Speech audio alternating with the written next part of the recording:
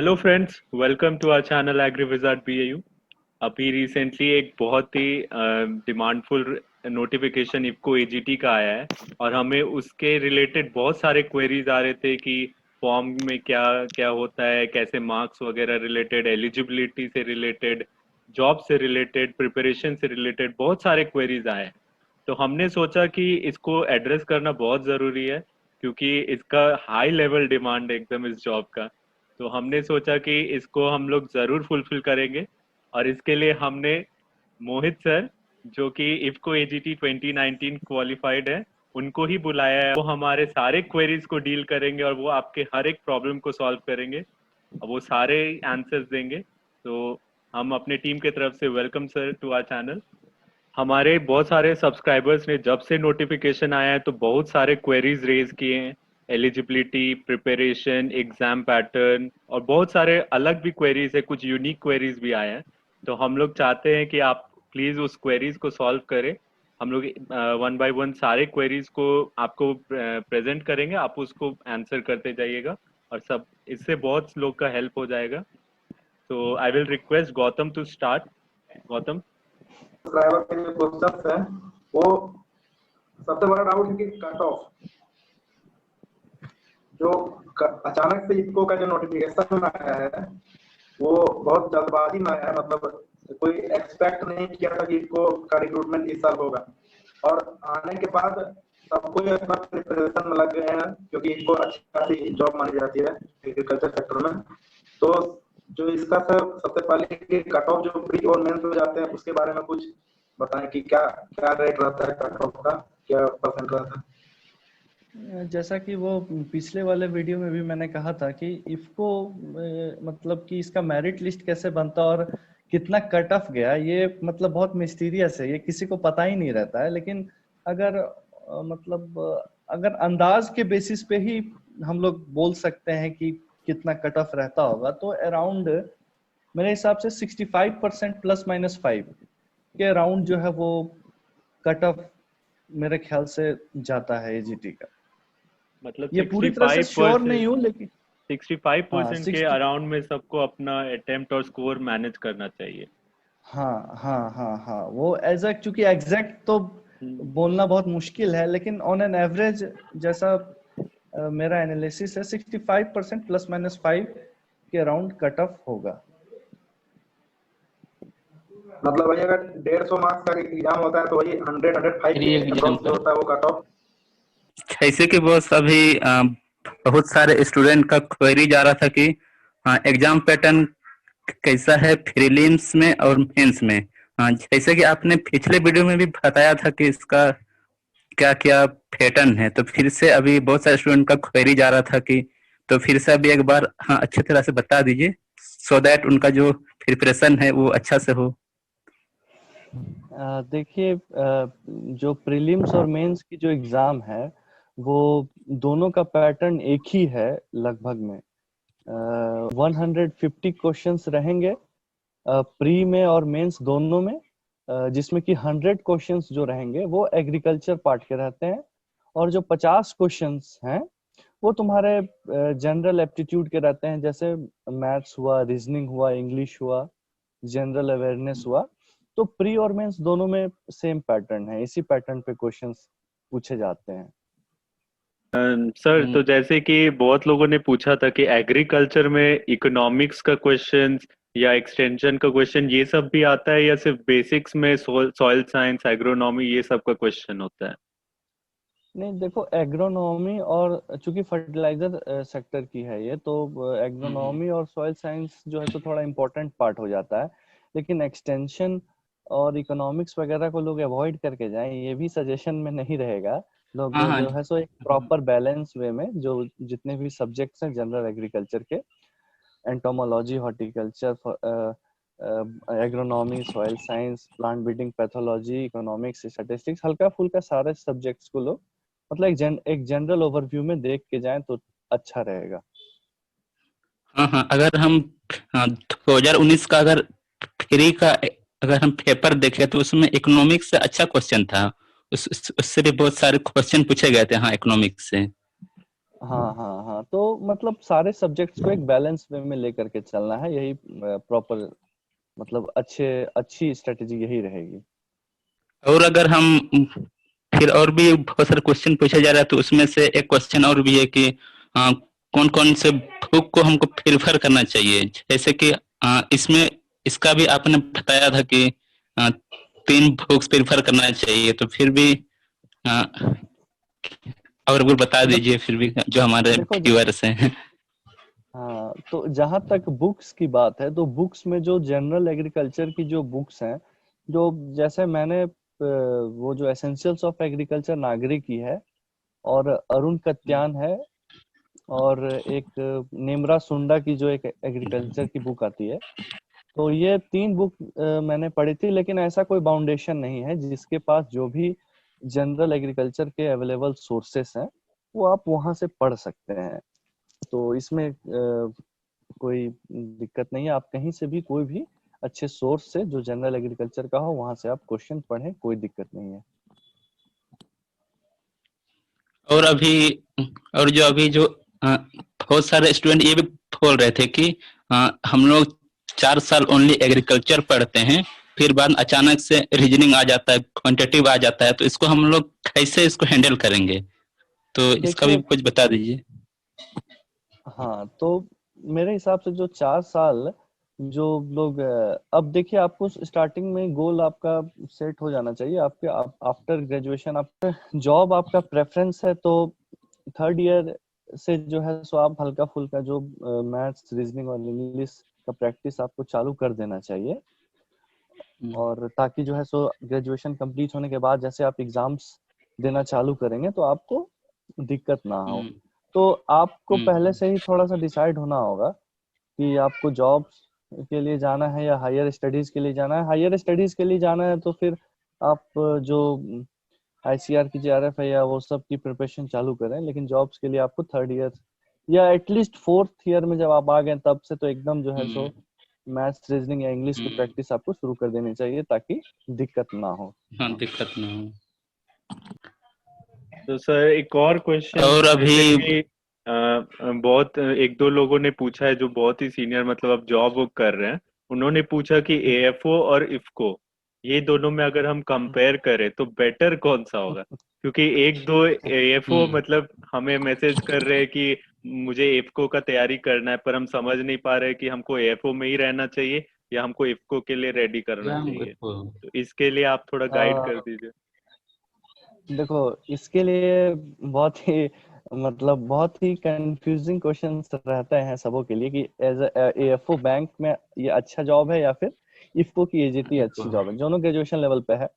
तो देखो, उसका हम कुछ एनालिसिस बताना चाह रहे हैं कि देखो, अगर डेस्क जॉब की बात करें, जैसे 9 to 5 की जो जॉब है वो प्रॉपर आपकी एएफओ की जॉब है, या कभी कभी आपको फील्ड भी उसमें जाना पड़ता है एएफओ में।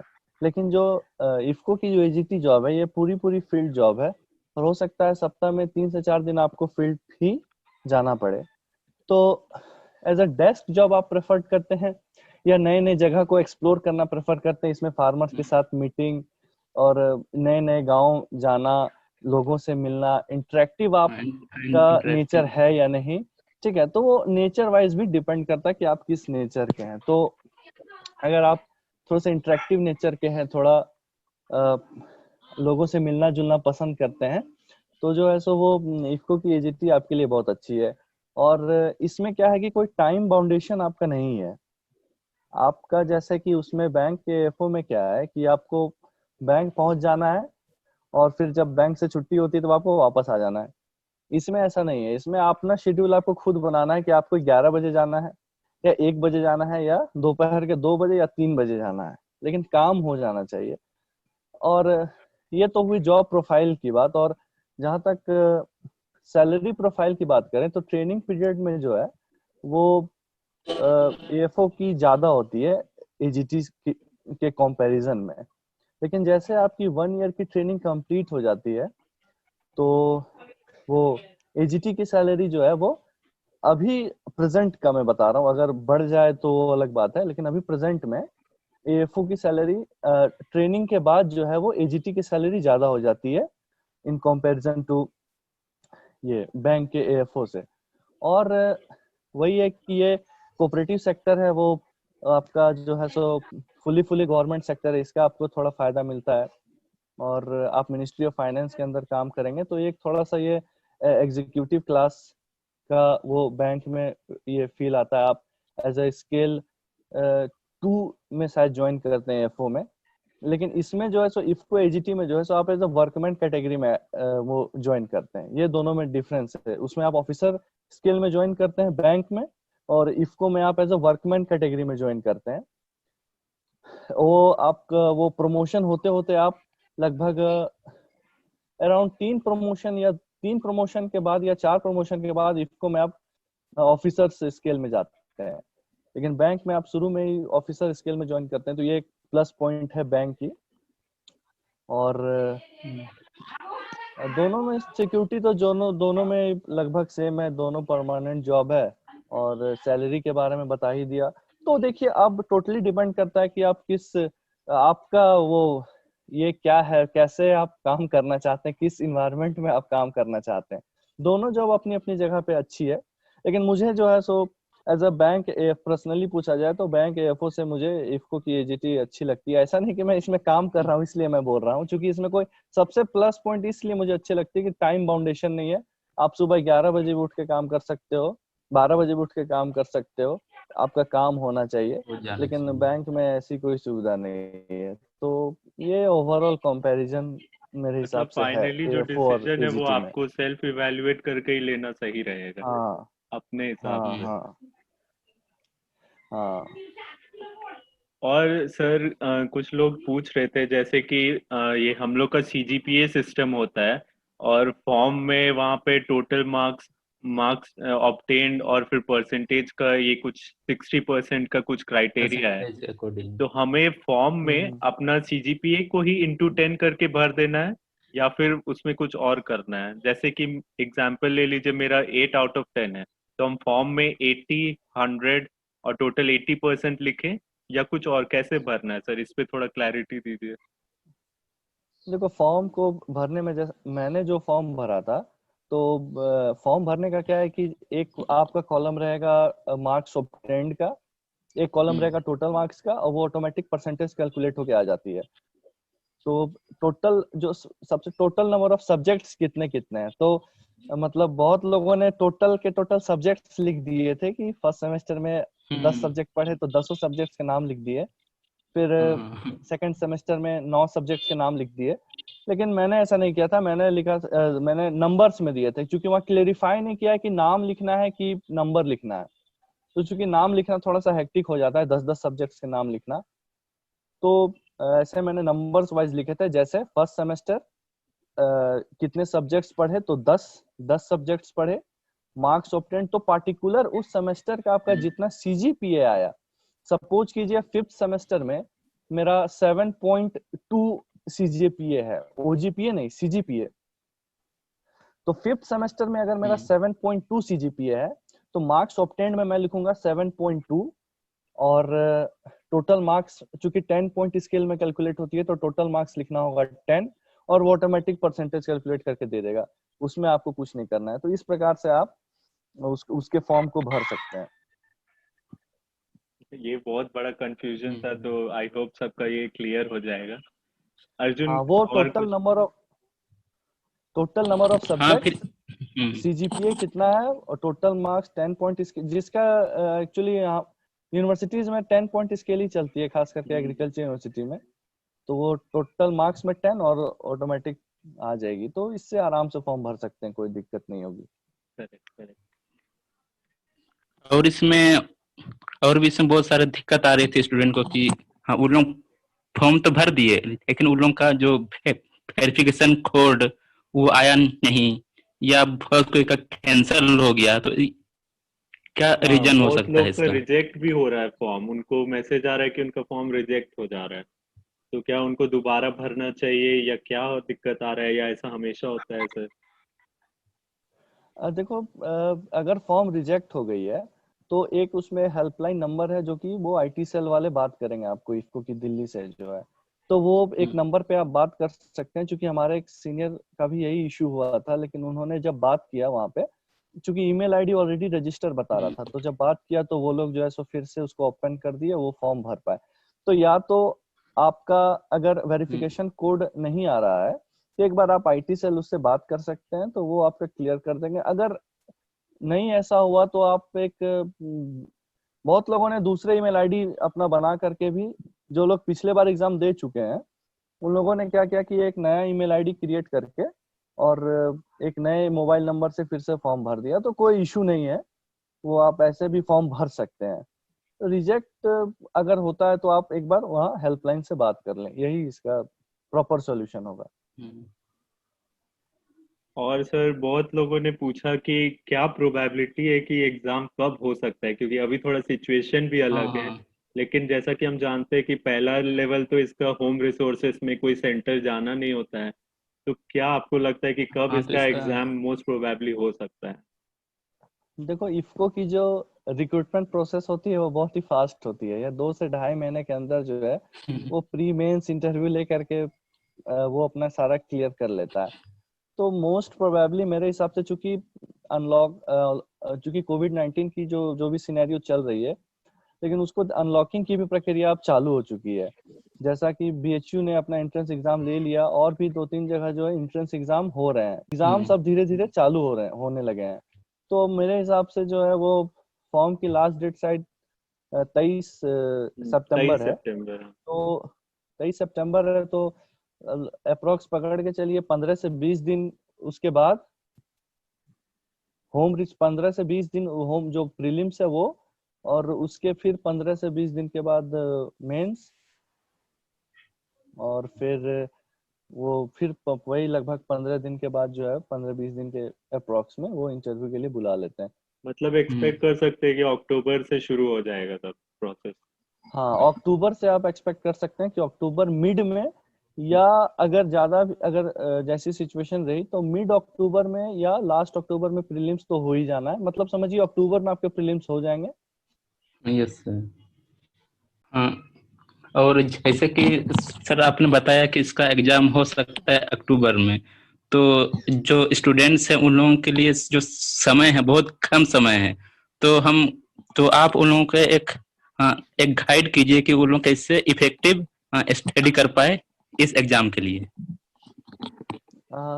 इफेक्टिव स्टडी के लिए है कि वो जो भी जनरल एग्रीकल्चर के पोर्शंस हैं, ठीक है, प्री और मेंस के लिए जनरल एग्रीकल्चर के जो भी पोर्शन है वो अच्छे से पढ़ें लोग, और जो भी रेफरेंसेस है कुछ करंट अफेयर भी देखें एग्रीकल्चर से रिलेटेड, नबार्ड वगैरह के कुछ कुछ रिपोर्ट। जो बैंक एएफओ की जो प्रिपरेशन कर रहे हैं उन्हें अच्छा से पता होगा, और वही जनरल एग्रीकल्चर और कुछ करंट अफेयर का बढ़िया से आप जो है सो प्रैक्टिस करते रहें, वो एमसीक्यू सॉल्व करें, कंसेप्ट अपना क्लियर रखें, तो बहुत ही मदद मिलेगी आपको एग्जाम को क्लियर करने में।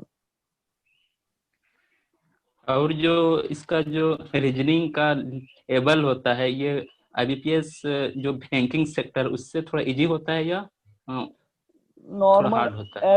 एवरेज होता है, वो ज्यादा टफ भी नहीं ज्यादा इजी भी नहीं, वो एवरेज लेवल की रीजनिंग, मैथ्स, इंग्लिश, रीजनिंग, जो भी ये जो क्वेश्चंस रहती है जनरल एप्टीट्यूड के, वो सब नॉर्मल लेवल के रहते हैं। आप मतलब अब खाली आपको टाइम आना चाहिए बनाना, वो टिपिकल वो टफ टाइप के क्वेश्चंस नहीं रहते हैं। आप अगर आपको टेक्निक पता है सॉल्व करने का तो आप वहाँ पे बना लेंगे।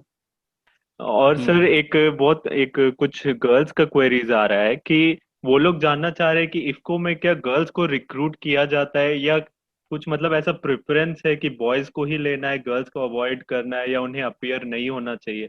कुछ इस चीज पे आप रोशनी डालें कि गर्ल्स को क्या इस पे अप्लाई करना चाहिए या नहीं।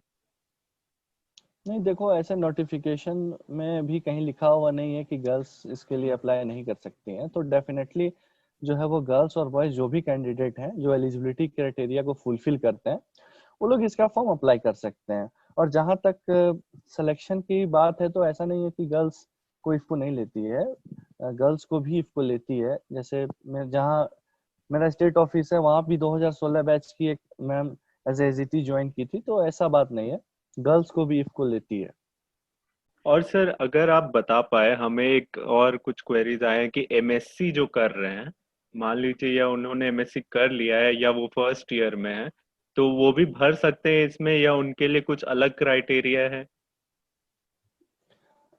हाँ, इस पे ये क्लियर कर दूं कि जो एमएससी फर्स्ट ईयर के स्टूडेंट्स हैं, अगर वो भर तो सकते हैं, क्योंकि वो minimum eligibility criteria BSc agriculture है, तो वो भर सकते हैं।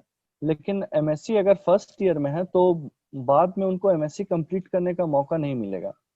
जैसे मैंने एमएससी फर्स्ट ईयर में ज्वाइन कर लिया था, तो मुझे वहां पे पूछा जाता है ज्वाइनिंग के समय कि आप वो जिनका जिनका वो एमएससी कंप्लीट नहीं हुआ है, तो फर्स्ट ईयर को उसको मौका नहीं दिया जाता। जो थर्ड सेमेस्टर में रहते हैं एमएससी के, यानी कि सेकेंड ईयर में, तो उनको एक्सटेंशन बाद में, जब आप मतलब टोटली जब एब्जॉर्ब हो जाते हैं IFFCO as a field officer में, तो आपको एक्सटेंशन दे करके आपकी एमएससी इफको कंप्लीट करवा देगा वो। लेकिन आपको एमएससी सेकेंड ईयर में होना पड़ेगा उसके लिए। एमएससी फर्स्ट ईयर वालों का भर तो सकते हैं, लेकिन वो एमएससी कंप्लीट नहीं कर पाएंगे। ये तो बहुत ही इम्पोर्टेंट इंफॉर्मेशन हमें मिल गया।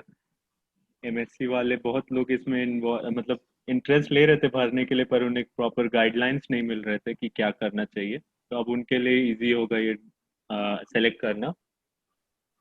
सर आपका एक्सपीरियंस ड्यूरिंग ट्रेनिंग और इफको में वर्क करते हुए, आप मतलब कैसा लग रहा है आपको अब?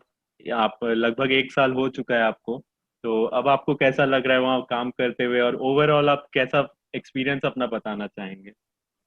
ओवरऑल एक्सपीरियंस ये कि बहुत सारे नए नए एक्सपोजर्स मिले, और जो ग्रेजुएशन लेवल में जो भी हम लोग पढ़ते हैं, खासकर बीएससी एग्रीकल्चर लेवल प्रोग्राम्स में, तो प्रैक्टिकल एक्सपोजर उतना नहीं हो पाता है। अगर प्रैक्टिकली बोला जाए तो वो हम लोग का क्लास और ये ही तक, वो नोट्स वगैरह तक ही लिमिटेड रह जाता है। लेकिन जब आप फील्ड में आते हैं तो आपको सारे प्रैक्टिकल्स, सारे चीज़ों से मतलब अनुभव आपको सारा चीज़ का होता है। और फार्मर्स के से का जो क्वेरीज वगैरह होता है वो लाइव आप देखते हैं, तो ये काफ़ी अच्छा लगता है कि जिस फील्ड में आप मतलब पढ़े, उसी फील्ड में आपको जॉब मिले, तो उसकी एक सेटिस्फेक्शन थोड़ी सी अलग होती है। तो नहीं, बहुत अच्छा एक्सपीरियंस रहा इसमें। और जो भी वर्क कल्चर है इसका, फर्टिलाइजर सेक्टर है तो फर्टिलाइजर की सेल्स, क्योंकि ये एक चीज क्लियर कर दूं, ये मार्केटिंग की जॉब है, कंफ्यूजन कोई ना रखें। इफको एजीटी एक मार्केटिंग की जॉब है, इसमें आपको फर्टिलाइजर की मार्केटिंग करनी होती है। मतलब फर्टिलाइजर को सेल करना पड़ता है फार्मर्स के बीच में। उसकी जो भी क्वेरीज वगैरह होती हैं, या जो भी क्रॉप में किसी चीज की डिफिशियंसी अगर आपको दिखती है, तो उससे रिलेटेड रिकमेंड आप फर्टिलाइजर कर सकते हैं। और बेसिकली आपका यही जॉब प्रोफाइल है कि फर्टिलाइजर की सेल्स एंड मार्केटिंग आपको देखनी है एज ए एजीटी में। Thank you sir. हमको लगता है कि अब मोस्ट क्वेरीज एड्रेस हो गया होगा सब्सक्राइबर्स का, अब उन्हें कोई दिक्कत नहीं आएगी आगे, और वो लोग अब अपना एफिशिएंटली प्रिपरेशन कर सकते हैं। थैंक यू सर हमें टाइम देने के लिए। आपके शेड्यूल में से आपने हमें टाइम दिया और ये सारे क्वेरीज को एड्रेस किया। आप हमारे इनिशिएटिव के बारे में कुछ बोलना चाहेंगे सर, कि हमारा टीम कैसे काम कर रहा है? और आप क्योंकि हमारे चैनल पे सबसे पहला इंटरव्यू दिए थे और अभी वो बहुत ही सक्सेसफुल हो रहा है, तो आप कुछ हमारे इनिशिएटिव पे 2 शब्द बोल दे सर तो। नहीं, जो तुम लोग का जो इनिशिएटिव है बहुत ही अच्छा है। बहुत ही अच्छे ढंग से सारे एग्री विजार्ड बीएयू बहुत ही अच्छे ढंग से चल रहा है। और जो भी सिस्टमेटिक वे में जो भी वीडियो आ रही हैं, वो सारी सिस्टमेटिक वे में आ रही हैं सारी वीडियोस। और मेहनत भी अच्छी दिख रही है चैनल्स में। तो मैं यही होप करता हूँ कि और ग्रो करे, सब्सक्राइबर्स बढ़े, और as a great success achieve हो एग्री विजार्ड बीएयू को। Thank you sir, best wishes के लिए आपको। Thank you sir, best. Thank हम यू। लोग फिर आपसे ज्वाइन कभी होते रहेंगे, आप लोग हमें मार्गदर्शन जरूर करते रहिएगा sir. Thank you for joining. जरूर जरूर। Thank you.